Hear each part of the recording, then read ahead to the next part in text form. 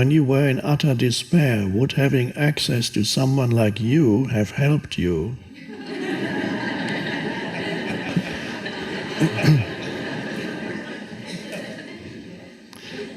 That's another interesting idea for a science fiction story of time traveling, where my 28-year-old self comes here and sits somewhere in the audience and listens. Now, would that have helped?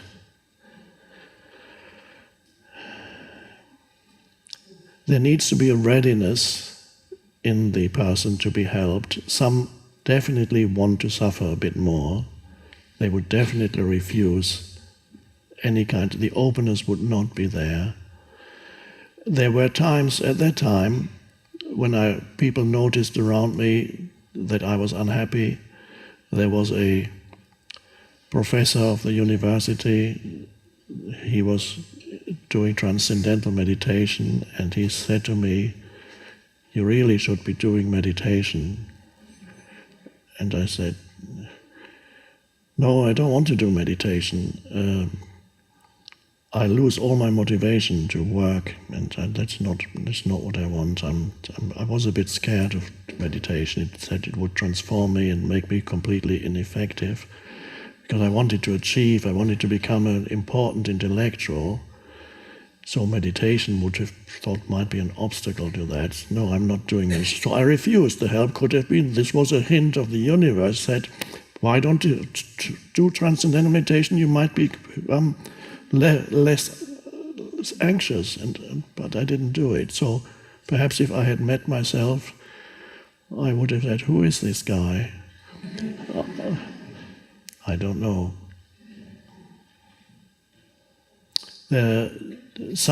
You cannot help everybody, you might have noticed.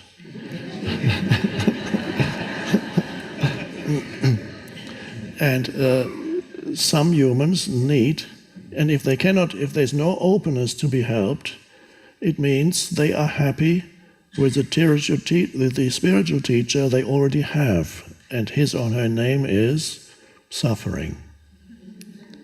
Then they just need to experience that a bit more, because if you show them the possibility of going beyond suffering, or somebody else in a different way shows them the possibility, and somebody else does, and another therapist, and another, or they open a spiritual book, saying, "What is this mumbo jumbo?" Not ready to listen, need to suffer a bit more. Suffering has a certain function in the evolution of consciousness. Let's say, if you were the omnipotent God, and you removed all human suffering right now, that's the end of the evolution of consciousness. Of course, you could, if you were totally omnipotent, you could say, "Let consciousness only express itself right now."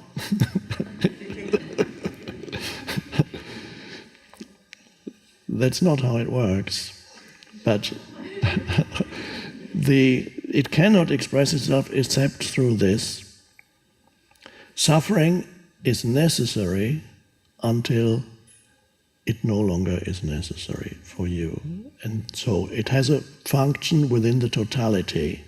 You can see it in your own life. I had to go through it up to that point. And there's a lot of collective suffering. There's not only suffering in poor countries. Yes, there is. There is different kinds of suffering everywhere. There's intense suffering in the rich countries. You can probably find more happy people in the poor countries than in the rich countries. So there are just different degrees of suffering. And so, at some point, the individual realizes that suffering that is ultimately self-made, self-produced, and then the shift happens. And then evolution is of a different kind. It is no longer impelled or fueled by suffering. You still evolve, but it's no longer through suffering. And that happens when you encounter a spiritual teaching or a spiritual teacher. That is the moment when that spiritual teacher takes over from suffering. That's the old spiritual teacher. So, and then you get handed over to the new one.